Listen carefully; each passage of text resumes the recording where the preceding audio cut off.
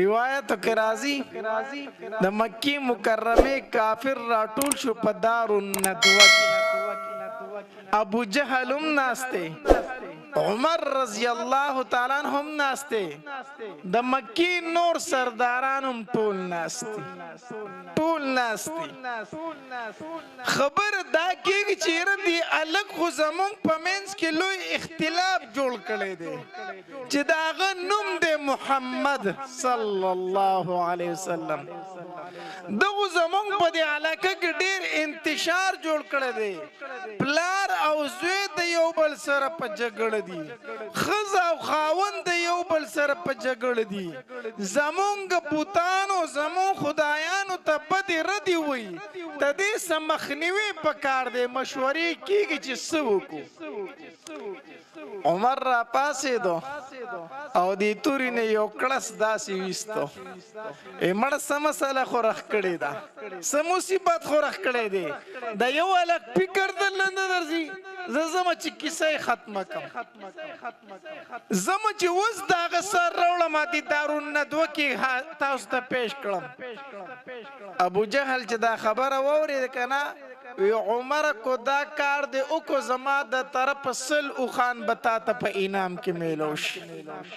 سل او خان میلوش او د نبی صلی الله علیه وسلم ډېر سخت دشمنو کنه سل او خان درته په انعام کې در کوم کو دا کار دی او کو عمر رضی الله عنه ته ویل وی او سل او خان را کوي او سل او خان در کوم اوسې تماشا کو چې دا غسر راوړم دار الندوین راوته تورې داسې راغستې ده مکه مکرمه کې دا خبر خور شو چې د نبی علیه الصلاة والسلام په قتل پسې نعوذ بالله عمر راوته رونو نن ستاسو په دې علاقه سلیمان خیل د مسجد کې ډیرو ماشومانو د الله جل جلاله کلام سر تر رسولی دی د الله پاک کتاب سر تر رسولی دی دا هغه کلام دی چې الله تبارک وتعالی دې له ډیر امتیازي شان ورکړی دی یو خدا دی چې په مخ د ځمکه باندې د ټولو نه زیات تلاوت چې کېږي هغه د دې کتاب کېږي په ظاهر کې کورته مونږ وګورو دا د نورو کتابونو په شان په ظاهر کې یو کتاب ښکاري د دوو کایو په منځ کې څه ورقې څه پاڼې دي په هغې کې څه الفاظ لیکلی شوي دي په ظاهر کې خو داسې ښکاري خو په حقیقت کې دا عام کتاب نه دی په مخ د ځمکه باندې د ټولو نه زیات لوستونکی کتاب چې دی نو هغه قرآن دی قرآن ته قرآن ځکه ویلی شي چې د دې تلاوت زیات کیږي دا د ورځې په رڼا کې ویلی شوی دی دا د شپې په تیارو کې ویلی شوی دی دا داسې مجلسونو کې ویلی شوی دی دا په خوشي بیابانونو کې ویلی شوی دی دا په خندا کې ویلی شوی دی دا په جړا کې ویلی شوی دی دا د الله داسې کلام دی چې د دې تلاوت ډیر زیات کیږي امام شافعي رحمه الله فرمایي وی مدینی منورې ته تلم د مکی مکرمې نه زم چې د امام مالک رحمه الله نه احادیث مبارکه زده کړم وی مکه مکرمه کې چې د اوښ په شا باندې کېناستمه نو د قرآن تلاوت مې شروع کو نو مدینې منورې ته چې تلم نو ما 8 شواروزه سفر کړی 8 ورځې او 8 شپې خو چې مدینه منوره کې د اوښ نه کوزېدمه نو په دې 8 ورځو او 8 شپو کې ما 14 پیرې د الله کلام سر ته رسولی و دا داسې کلام دی چې دا د څاروو په شاګانو باندې هم ویلی شوی دی ابوبکر ابن عیاش رحمه الله په بخاری شریف کې به تاسو ته دا نوم ډیر زیات میلاویږي روایاتو کې راځي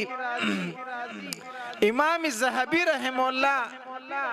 د ابوبکر ابن عیاش رحم الله متعلق لیکي وی کله چې د وفات کېدو په خپل کوټه کې په یو کټ کې پروت نو خواله خور رااله هغه خوري په جړا شو نه ابوبکر ابن عیاش رحم الله ورته فرمایل لمت بکی ته ولی جاړي ناغي ورته ابکی علیک پتا باندې جاړم چې تو وفات کېږي تر نه جدا کېږي نه غیروري ورته ویلو وی کو خامخا جاړي نو پما مجاړه په خپل ځان باندې بیا او جاړه زکه چې دا ورس خو ما د الله نه غوښتا ما ټول عمر جړاګانی کړي الله تا نو نن چې زما د خندا ورځ رااله نو ته جاړي دا خو زما د خندا او د خوشحالۍ ورځ ده خوري ورته ولی دا د خوشحالۍ ورځ ده ته خو مري ځن کدن دي وی د دې ورځې د پاره ما الله ته جړل وی په کم ځای کې په کم کوټه کې د کم کوټې په ګډ کې چې ستا ضرور کټ پروت دی په دې ځای باندې ما د قرآن اتل زر ختمونه کړي دي اتل زر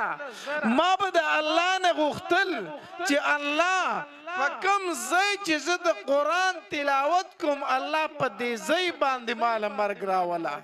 نن هغه ورځ راله ستا ورور په اخ کې ځای پروت دی او ځان کدنې دی نو ته جاړي ما خو دا ورځ د الله نه غوښتله د قرآن تلاوت په مخ د ځمکه باندې د ټولو نه زیات کېږي دا اول خاصیت د قرآن دی اول اعجاز د قرآن دی دویم خاصیت الله تبارک وتعالی قرآن پاک ته دا ورکړی دی چې د دې په نفس تلاوت اوریدو باندې الله کافر مسلمان کړي کافرانو چې کله د قرآن تلاوت اوریدلې دی الله په هغې ته ایمان نصیب کړي ای رونو تاسو نه تپوس کوم چې قرآن تلاوت کافر خب په غور سره اوریدلې الله په هغه مسلمان کړي نو مسلمان چې د قرآن تلاوت خب په غور سره ووري الله به په زړه کې نور پختګي راولي که نه راولي تاسو به د عمر رضی الله تعالی عنہ د ایمان راوړلو واقع د علماو نه ډیره اوریدلي روایت کې راځي د مکی مکرمه کافر راټول شو په دار الندوه کې ابو جهل هم ناسته عمر رضی الله تعالی عنہ هم ناسته د مکی نور سرداران هم ټول ناسته خبر دا کېږي چې ردی الګ خو زمونږ په منځ کې لوی اختلاف جوړ کړی دی چې د هغه نوم دی محمد صلی الله علیه وسلم دغه زمونږ په دې علاقه کې ډیر انتشار جوړ کړی دی پلار او زوی د یو بل سره په جګړه دي ښځه او خاوند د یو بل سره په جګړه دي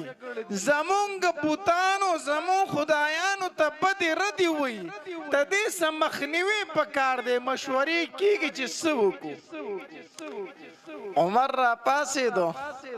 او دې تورې نه یو کړس داسې ویستو مړه څه مسله خو رخ کړې ده څه مصیبت خو رخ کړی دی د یو هلک فکر درله نه درځي زه ځمه چې کیسه یې ختمه کړم ځمه چې اوس د هغه سر راوړم دې دارالندوه کې تاسو ته پیش کړم ابو جهل چې دا خبره واورېده که نه وی عمر کو دا کار دی او کو زما د طرف سل او خان بتا ته په انعام کې میلوش سل او خان میلوش او د نبی رسول الله ډیر سخت دشمن وکنه سل او خان در ته په انعام کې در کوم کو دا کار دی او کو عمر رضی الله عنه تو وی او سل او خان را کوي او سل او خان در کوم اوسې تماشا کو چې دا غسر راوړم دار الندوین راوته او تورې داسې راغستې ده مکه مکرمه کې دا خبر خور شو چې د نبی علیہ الصلوۃ والسلام په قتل پسې نعوذ بالله عمر راوته نبی علیہ الصلوۃ والسلام په دار ارقم کې د خپل صحابه کرامو سره ناسته چې سو عمر راوته پلار باندې تیرېدو نو پلار کوله سعد ابن وقاص رضی الله تعالی عنہ سعد رضی الله تعالی مخله ورغه عمر سکای نو د نبی علیہ الصلوۃ والسلام دا نوم مبارک ډیر په بدو الفاظ واغستو ډیر بد الفاظ ویل وی زما چې د پلان کې سر کلام کما چې دا خلق ته نو وزګار کما او دا مکه ته وزګار کما نبی علیہ السلام نو ډیر په بدو الفاظ واغس سعد رضی الله تعالی عنہ فرمایلی عمر ته نشیت له وی ولی نشمتله تر خمار اغستی ولی نشمتله وی ته دغه خواله نشیتله وی څنګه نشمتله وی ته به زمانه څنګه تیریږي وی ختم ګور چې صاحب شوی کو تم بی دین شوی کو وی او زم صاحب شوی ما کو ترا ته بی دین وای یقینا ما د پلار نک دین پری خې دی او ما په محمد مصطفی صلی الله علیه وسلم باندې ایمان راوړی دی عمر رضی الله تعالی تور تاوکړو چې اول خستانه سر وما داغه سره به ورستو ګورم سعد رضی الله تعالی تور راويستا نږدې و چې په دواړو په یو بل باندې د تور گزارونه کړې وي خو سعد رضی الله تعالی ول یو پیغور ورکو وی عمره ما محمد پر دوا صلی الله علیه وسلم لومبه د خپل کور فکر وکا پیغور ول ورکو ولې زما په کور کې څه چللې وستاغه اوخه او هغه خور دی مسلمان شوی دی زما خور مسلمان شوی او اوخه مسلمان شوی او عمر رضی الله عنه زما چلم به دا کار تمام کما ورغه چې د خور د کور دروازه وکتاغه د هغه طرفه کونډه وا زنجیر ورغلی و د توري په دی موټي باندې په دروازه گزارونه شروع کړو دنه خور پوښوا چې عمر راغه او اغي دنه د قران تلاوت کو استاد ول راغلی و د عمر خور ته او د عمر رضی الله او غته قران خودو اغي استاد ته وی ته کوټه ته لاړ شه پټ شه زئی خور یم او دای او خره مونږ بو سره ګورو خو ته پر دې سړی چې تا تاسو نه وای چې تا تاسو نه غته وی ټیک ده اغه کوټه ته دن نکو عمر رضی الله تعالی ته ورکو لاو کو چې څنګه وته ورکو لاو کو کنه عمر رضی الله تعالی شروع شو پر خپل اوخي باندې او د توري دا موټه چره په دې باندې په گزارونه کې پر خپل وخی خور چې وکتل چې او طرف ته خاوند دی او بل طرف ته رور دی جګړه ده نو پمنس کې خلاصون شروع کو چې پمنس کې خلاصون کو عمر رضی الله تعالی سپېړه تاوکړه خور لیدا مخو عمر رضی الله ډیر عجیب زور دومره په زور سره سپېړه ورکړه چې د خور د مخ وشلې د دیونی ته داري شروع کړي د عمر رضی الله تعالی په کپړو باندې او په مخ باندې د وینو هغه داري ولګېدي چې ولګېدي نو دا خوري په جړا شو وی عمره وورا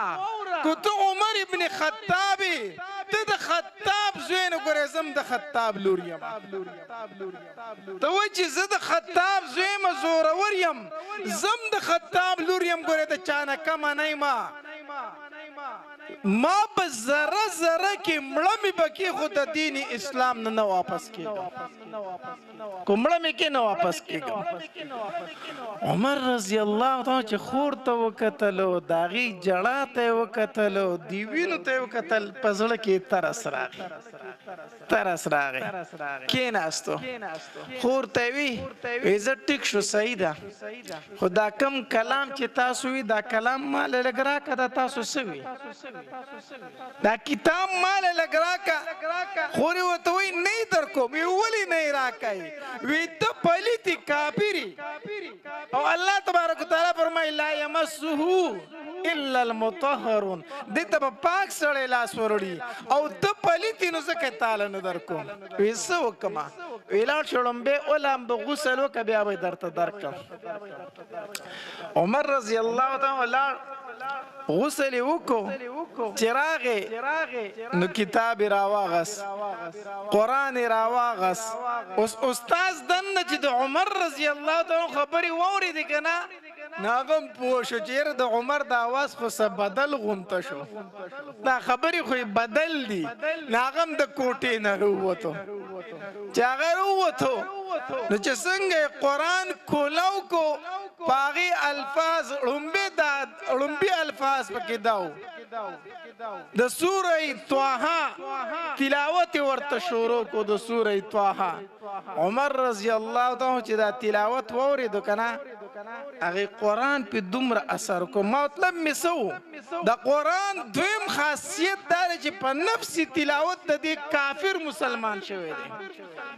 چې عمر رضی الله تعالی د قران تلاوت ووریدو نو خورته وی استاسو دا پیغمبر کم زیده ما ته اوخه چې زلاړ شم چې ایمان پر راوړم زه په ایمان راوړم نو دا لاړ شه په دار ارقم کې باغ ناشتي اوس په دار ارقم کې صحابه کرام د نبی رسول الله سره ناشتي چې عمر راوته د خډیر زور اور سړې دی کو سراغه مونږ بو سره سکو د جهاد حکم هم لا نه دی راغلی عمر رضی الله تعالی چې دار ارقم ته ورننه وته کنه نو صحابه کرام توري راويستي چې دغه راغه په نبی رسول الله پس اغه توري راويستي او اراده وکړه چې په عمر حمله وکي نبی عليه الصلاه والسلام ورته فرمایلی خاموش ودرېږئ یو تن بسنه کوي ما ته را پرې چې زما خواله راشي عمر رضی الله تعالی چې د نبی رسول الله خواله راغی کنه نبی رسول الله د دې ګریوان نه داسې ونیو وی عمر سدي اراده د پکم نیت راغلی نبی رسول الله ډیر بهادر نبی رسول الله ډیر بهادر صحابه کرام فرمایي په مونږ ټولو کې زیات بهادر چې هغه نبی علیہ الصلوۃ والسلام ویزل مدینه منوره کې یو درز وشو د دماکي आवाज وشو مونږ غلي د کورونو نه وروتو رڼاګانې خو لګوري چې چلو شو وی چې قتل پدې کې مونږ نبی علیہ الصلوۃ والسلام په شاتور اسپان دي په بربند اسپان دي بغیر د زین نسور دی زمون خواته ودریدو نبی علیہ السلام د اسن را کوشو وی چې ودشه اس مسله نشته ما غیر چا پیر د مدینه منورې نه تاو شمراله ما همغه رڼاګانې لګولي نبی علیہ السلام بیا غیر چا پیر مدینه منوره کتلی وا او په هغه اسورو چې زین پم نو د اسور له خو چرته کړی دا نه خو دا کړي کنه مصیبت تر پکې دادې ما د اسور لیډي را کړی دا اوس اپور برا سره سونه ولاړو اوس مصروف ډیر شوم اوس نشم کولای د اسور لیس آسان کار نه دی ښا د اسورلی ډیر مشکل کار دی په زین باندې چې په اسروانی نو په بدن کې بدی وچ زینی خولي بدر نه بېږي او په بربن اس باندې بدا ډیر کم خلک چې سورلی کول شي د بربن اسورلی خو ډیر ګران کار دی نبی علیہ السلام است خطر او زین پینو راغی امام مدینه منوره غیر چا پیرا او کتل راغ ډیر بهادر عمر رضی الله عنه نه چاته پوسکو عمر رضی الله تعالی فرمایل وی قسم په الله چې نبی رسول الله می دی ګریوان تلاش کو کنا او داسې جټکای راکړه چې عمر په کم نیت راغله وی قسم په الله د سر د وختونه وال ترخ پو پوری خولي رانه دومره د نبی رسول سلام روب ښا ایماته چې عمر په کم نیت راغلی ایمان خولي وبیدلی عمر رضی الله تعالی عنہ فرمایلی د الله پاک پیغمبر ستا خواله راغلم چې کلمه راته وای ما ته کلمه وایا عمر رضی الله تعالی عنہ کلمه ویل لا اله الا الله محمد رسول الله چې عمر کلمه ویل غیر چا پیر د نری تکبیر आवाजونه شو صحابه کرام خوشاله شول عمر مسلمان شو اذا الله پاک پیغمبر دا دین اسلام حق دی او کنه دی نبی رسول الله تو فرمایل حق دی کنه بیا دنه په کوټه کې ولي ناسیو پټ ولي ناسیو نبی رسول الله سلام ورته فرمایل ما ته د ښکارا اجازه لا نشته دی زه د ښکارا تبلیغ نشم کولای وی تاسو دنه کینه عمر خلاړ وس اعلان کړي عمر خو اعلان کړي او چلال د خانه کعبه په خوا کې ودرېدو وی اے خلکو کو څوک مې نه پیژنې او مې پیژنې زه عمر ابن خطاب یم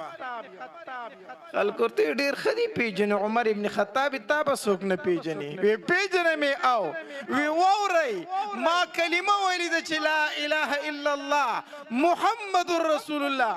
عمر مسلمان شوی دی کو پچا کې زوري نور امخ کې ته شي او تورې راويستله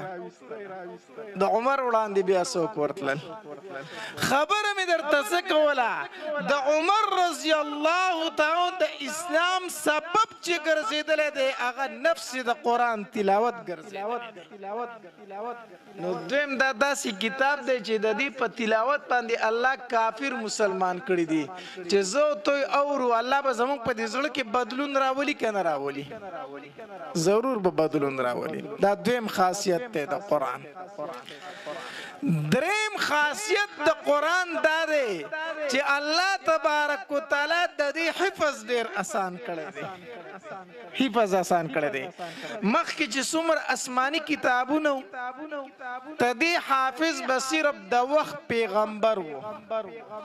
د تورات حافظ صرف موسی علیه السلام وو د انجیل حافظ صرف عیسی علیه السلام وو د تورات د زبور حافظ صرف داوود علیه السلام وو نو د وخت پیغمبر چې بکل په لار باندې روان وو نو خلق ورته ډیر په تعجب سره کتل وی وګورئ د آسماني کتاب حافظ روان دی خو چې کله قران مجید الله تبارک وتعالى نبی علیه السلام تورکو د وخت پیغمبر خو پرې دوا د وخت پیغمبر امتیان خو پرې دوا په امتیانو کې هغه ماشومان چې لا تر اوسه پورې بالغ شوي نه الله غد قرآن حافظان کړو الله غد قرآن حافظان کړو د دې وجه نه علما وی کم ماشوم چې په یادو باندې قرآن یاد کو تدنه الله هغه کار واغس کم کار چې به الله د انبیاءو نه اغستو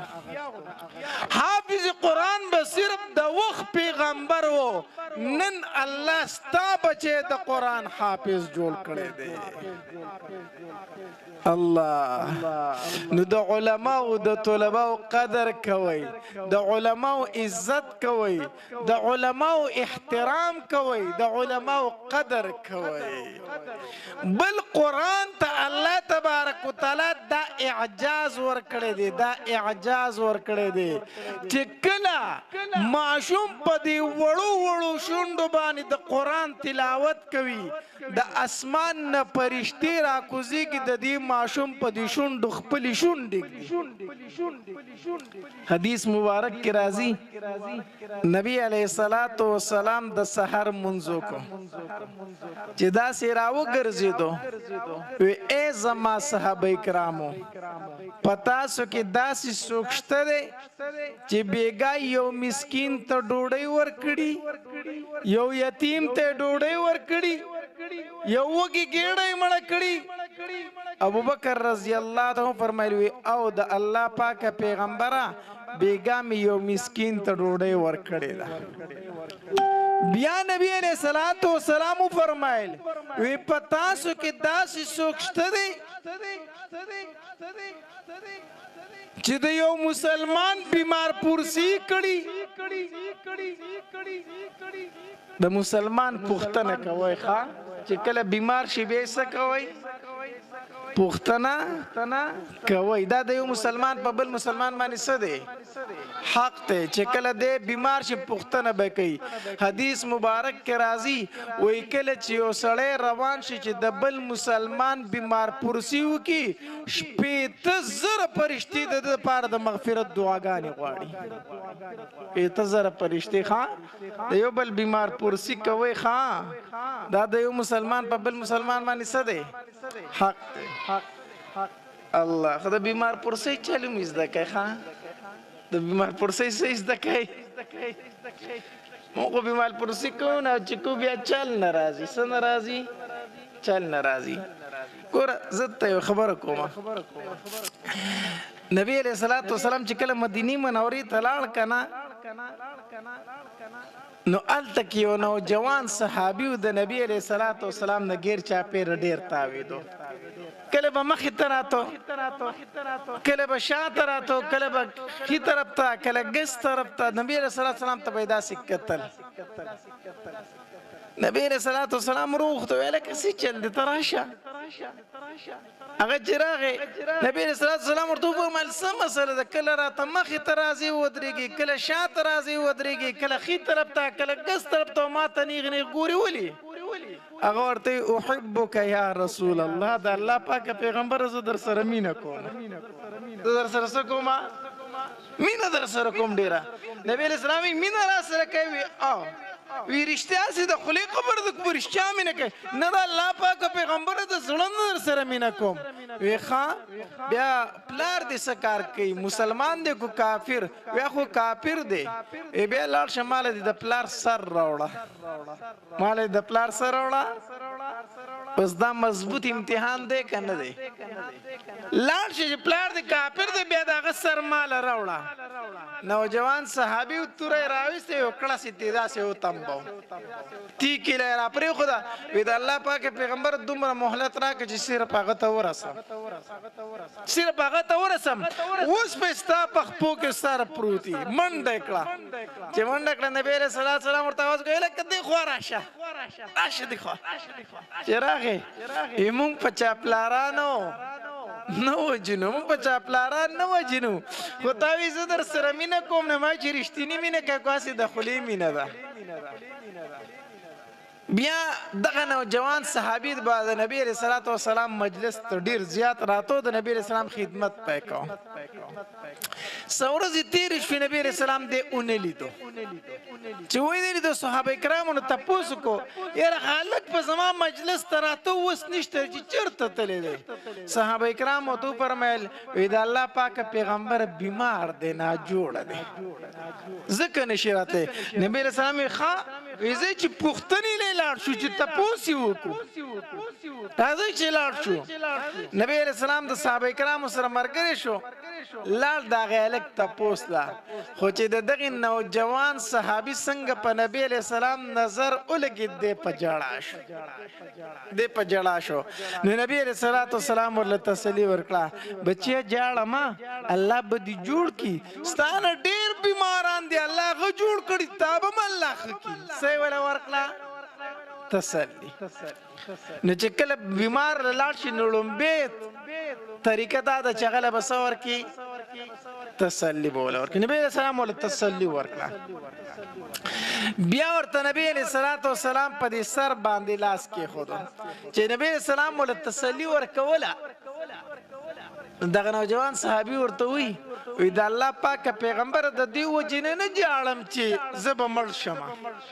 د مرګ نه یېرېږم د الله پاک پیغمبر د دې وجې نه جاړم ولې جاړې وی د دې وجې نه جاړم ما به اورېدل چې په مکه کې یو پیغمبر دی او خلک په ډېر ظلمونه کوي خلک ورسره ډېر زیاتي کوي ما به وی چې ارمان چې دا پیغمبر مدینې منورې ته راشي چې زه ډېر خدمت وکړم د الله پاک پیغمبره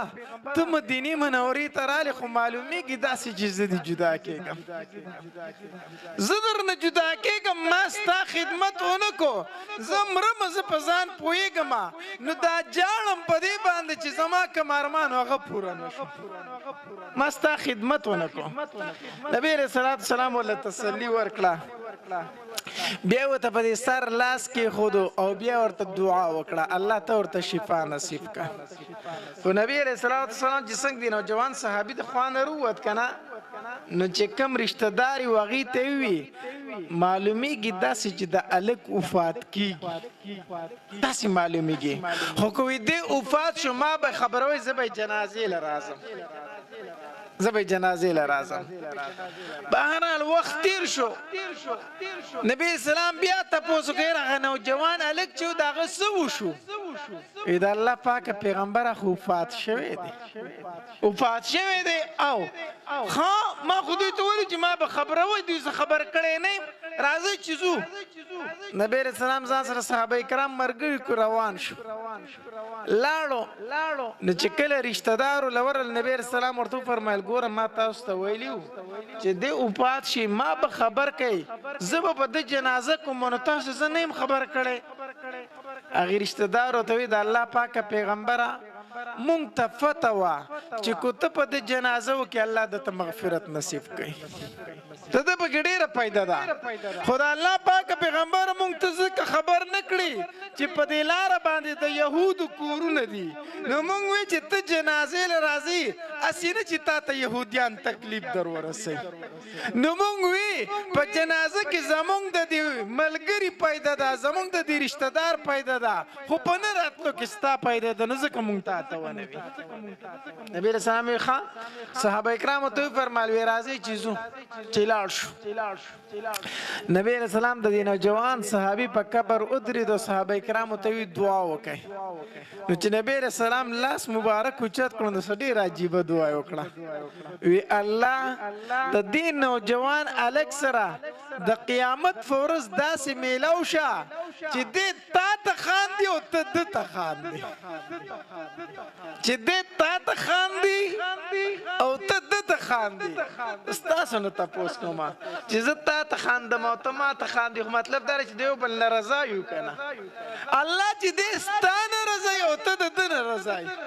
ایو صحابي وی او په دغه وخت کې ما ډیر ارمانو کو چې کاش ته دې قبر والا په ځای زوي چې دا دعا نبی رسول الله ما ته کړې وي دې په ځای زوي اوس دې نوجوان صحابي څه خبره کړې وا احبک یا الله پاک پیغمبر ستا سره مینا کو یو خدای نبی رسول الله سره پیدا کړي مینا دا واقع په بل خبره پورې راځي شمات ته د بیمار پرسې طریقہ نبی رسول الله چې نوجوان صحابي لاړ سوي وکړو تسلی ولا ورکلا نو چې بیمار لاړ شنو لمبه بوله سور کای تسلی ولا ورکا مړ ته خو جوګ جوړي روغ رمټستان ډیر بیمارانو الله خکړی دي نو مولانا سیمون سی چل کو اکثر خلک چلال شي کنه او داسې بیمار ته ګورو سر سندوي ابه یو بل سرون نږدې خیر وي رنگ زیړ شوی دی ښا رنگ څه شوی دی هغه چې دا وره غریب کو نمرې مول شي چې ته رنگ زیړ دی خو هغه ختم یې مکنه چې زنانه لاړ شي هغه خو به د مکه روح کې پي ټیک شو او اله غینه ترازی تر سو پوری ډوډۍ نیوالی الته صحیح ده کنه دا څه ده نه ده هغه به تا ته مریض پکړ پروت یو داغه ځان کدنې خو هغه به د خپل ډوډۍ فکر کوي چیرې او کو ډوډۍ دی ور نکړه بار تر وته نه بیا خو دې راشه بیا خو دې چم باندې نوم روخانه کوي کنه صحیح ده دا طریقه نه ده لومبه چلاړي تسلی بوله ورکی دویم بداو کې پسر بو تلاس کې دي دا لاس په بزکه کې دي چې د زړه ته تسلی راشي ویره کرانه نه کوي د بیمارانو اکثر خلک کرکه کوي دا مرض به ماته ولګي کنه نه لاش لاس په کې دي چې دا غزړه خوشاله شي چې کرانه نه کوي او بیا ورته دعا وکړه وای الله ته ورته شفای کامله عاجله دائما نصیب کړي او راپاسه بیا نور مې سارېږه ښه موږ څه کوو یو خو چې لاړ شو کی بنو او خپلې کیسې به راوله لکه پلان کې داسې او پلان کې داسې خپلې کیسې به کوو هغې په کور کې پرده کړي مرسته او زمونږ کیسې نه ختمېږي نو ټول کور په عذاب کې یو عالم او یو تن تپوس له تلی و هغه به یوه کیسه راغسته چا به یې ختمه کړه بله به یې راواغسته چا به یې ختمه کړه بله به یې راواغسته چې خپلې کیسې ټولې ختمې کړې او مولي صاحب ته په آخر کې وایي جي تاسو څنګه یې هغه ورته وایي جګ جوړ یم کو ته لاړې زه جګ جوړ یم مونږ مریض دې حد ته ورسو ښه چې هغه وایي دی به کله پاسي وایي سارېږی به بیا ډېر نه ښه ما نه موضوع بیا ګډه وډه شي بهرحال دا هم د پیدې خبرې دي صحیح ده که نه نو نبي علیه السلام تپوس وکړو وایي تاسو سهار مونځ یې وکړو راوګرځېدو وایي ای زما صحابه کرامو تاسو کې داسې څوک شته چې یو مسکین ته ډوډۍ ورکړي ابوبکر رضی الله عنه فرمایي او د الله پاک پیغمبر بیګام یو وګي ګیړه مړه کړې ده بیا یې تپوس کوي داسې در پکې څوک شته چې د مسلمان بیمار پرسي کړي بیا ټول صحابه کرام غلي شو ابوبکر رضی الله عنه فرمایي او د الله پاک پیغمبره بیګامې د یو مسلمان بیمار پرسي هم کړې ده بیا نبی علیه الصلاۃ والسلام فرمایل وی داسې در پکې څوک شته دی چې د یو مسلمان په جنازه کې شرکت کړی ټول صحابه کرام بیا غلی شو نه ابوبکر خو ابوبکر دی کنه رضی الله تعالی عنهم اجمعین ابوبکر رضی الله عنه فرمایي او د الله پاک پیغمبره بیګامې د مسلمان په جنازه کې شرکت هم کړی دی خو د الله پاک پیغمبره چې دا ټول کارونه مې وکړل کنه او کور ته راتلم ټیم ډیر ناوخته و په مسکین مې ډوډۍ وخوروله د یو مسلمان بیمار پرسي مې وکړله او بیا مې د یو مسلمان په جنازه کې شرکت وکړو چې کور ته رالم ټیم ډیر ناوخته و ما وی که وسوده کېږي نو تهجد خو پاتې فرض مونځ به رانم پاتې شي د الله پاک پیغمبره بیا مې قرآن راواغستو او باقي نوره شپه مې د قرآن په تلاوت تېره کړه حتی تر دې پورې چې د مسجد نبوي نه د اذان اواز راغی حي علی الصلاة حي علی الفلاح الصلاة خیر من النوم د الله پاک پیغمبر بیا مسجد نبوي ته رالم او په تا پسې مې مونځ وکړو بېګانۍ شپه کې نه یې وده شوې نبی علیه الصلاة والسلام ورته وفرمیل ابوبکر خبر دا ده دا ځکه په بېګانۍ شپه کې جبریل علیه السلام زما خواله 100 پیرې راغی او ما ته وی په ابوبکر مې سلام وایه او بیا جبریل علیه السلام زما خواله راغی او ما ته وویل وی د الله پاک پیغمبره په بېګانۍ شپه کې مې د ابوبکر په شونډو د خپلې شونډې 50 ځله ایښي دي 100 ځله بېګانۍ شپه کې ما د خپلې شونډې د ابوبکر په شونډو باندې 100 ځله ایښي 100 ځله دا تا د قرآن تلاوت کو دا تا د قرآن څه کو تاسو ما څه خبره کړې وه الله هغه بچي درکړي دي چې په کومو شونډو د قرآن تلاوت کېږي د اسمان نه فرشتې راځي او په دې شونډو ورته خپلې شونډې لګوي شونډې صحیح ده که صحیح نه ده د علماو قدر وکئ د علماو احترام وکئ حدیث مبارک کې راځي نبی علیه الصلاة والسلام فرمایي وی په کوم ورځ باندې کوم ماشوم چې قرآن ختم کی الله تبارک وتعالی ټولو تنو مغفرت نصیب کی د دې ماشوم په خپله د ده مور ته د ده پلار ته او د ده استاد محترم ته موري په کوم ورځ چې تا بچی قاري صاحب ته کېنولی دی او هغه په دې وړو وړو شونډو ویلي دی الحمدلله رب العالمین زما رب رحمان دی زما رب رحیم دی الله تبارک وتعالی په دغه ورځ تا مغفرت نصیب کړی دی نن موري خوشاله نن پلار خوشاله زما بچی قرآن ختم کو نن چې څنګه خوشاله ان شاء الله د قبر په تور تیارو کې بم خوشاله ان شاء الله موري پلارا سبب د قبر په تور تیارو کې پروتي دا بچي به د قرآن راوالي دی به وی الف لام میم دته دیرش نه کوي میلاو شوي تا ته په قبر کې په مفت کې دیرش نه کوي میلاو شوي پلارا موري نن خوشاله بچی د قرآن ختم کړي ان شاء الله په میدان محشر کې بم خوشاله ان شاء الله کو پتا باندې فیصله وشوله چې پلان کې د پلان کې زوی یا پلان کې د پلان کې لور ناکام شو په داسې ناکامۍ سره چې د نن نه بعد به کامیاب نشي دا بچی به د الله په دربار کې ودرېږي الله تا راته فرمایلیو چې ځان سره به لس تنه جنت ته بیایي لس تنه داسې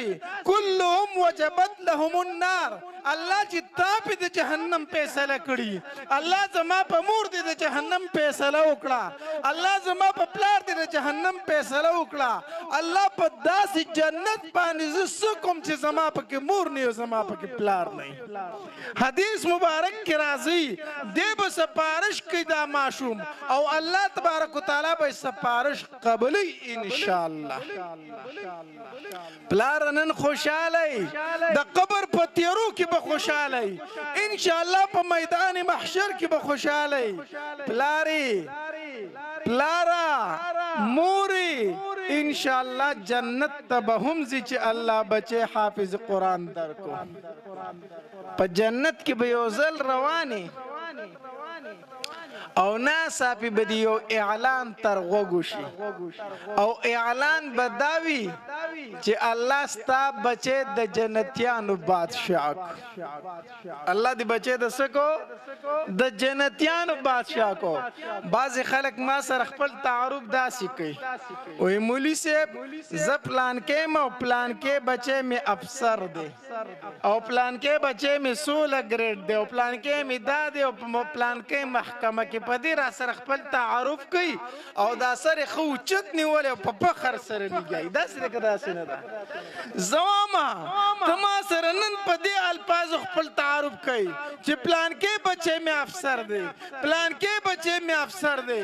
زه د حافظ قرآن مور ته واما زه د حافظ قرآن پلار ته واما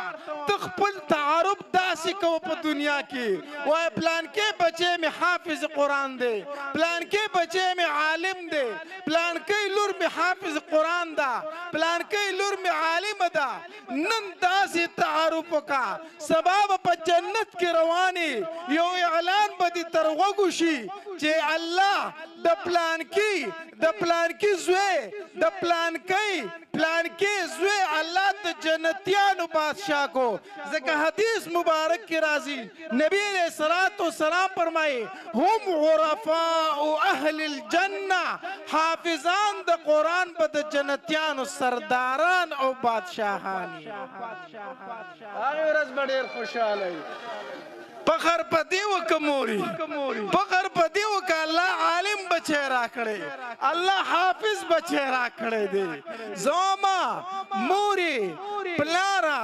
تا ته الله حافظ قرآن بچی درکو تا ته الله عالم بچی درکو د چا مال ته ونه زیریږي د چا جایداد ته ونه زیریږي د چا ګاډي بنګلې ته ونه زیریږي دا خو الله نمرود لم ورکړی دا خو الله فرعون لم ورکړی دا خو الله شداد لم ورکړی دا خو الله قارون لم ورکړی مال الله هر چاله ورکوي حافظ قرآن بچی الله هغې چاله ورکوي چې په مخ د ځمکه الله خپل نظر ور واچوي او کم انسان پکې خوښ شي د خلکو د منځ نه یې روچت کړي او حافظ قرآن بچی ورته ورکړي